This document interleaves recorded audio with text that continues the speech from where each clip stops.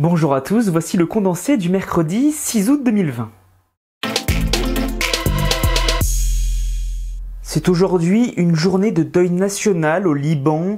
Au lendemain de la terrible explosion sur le port de Beyrouth, les dégâts et les chiffres des habitants touchés augmentent. 100 morts et 4000 blessés ont été recensés, dont au moins 21 Français. L'enquête avance et devrait être rendue très rapidement.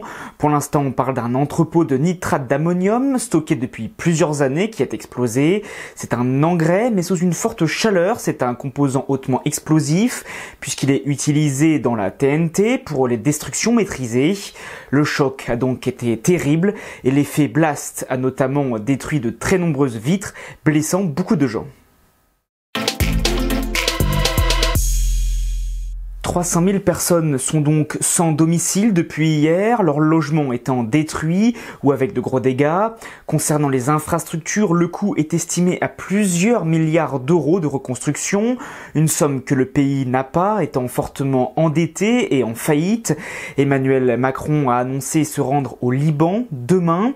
Plusieurs avions d'aide sont aussi sur place, avec la présence de dizaines de pompiers et médecins français. À Paris, Anne Hidalgo a appelé à éteindre la tour Eiffel ce soir en hommage et propose aussi 100 000 euros d'aide. Le Premier ministre a annoncé aujourd'hui une aide de 76 millions d'euros supplémentaires pour le monde viticole. Pour faire face à la crise, le gouvernement avait déjà annoncé une grosse somme de 170 millions d'euros. L'aide va servir à gérer les surplus et accroître la distillation des invendus.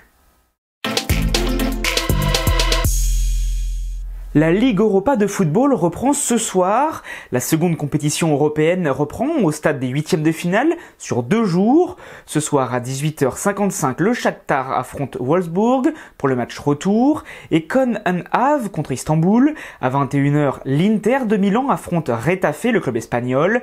Et enfin, Manchester United joue face à Lask. Il n'y a pas beaucoup de suspense, ils ont gagné 5-0 au match aller. C'est la fin du condensé pour aujourd'hui. N'hésitez pas à réagir, à commenter et à partager sur les réseaux sociaux. On se retrouve maintenant demain pour un nouveau condensé de l'actualité.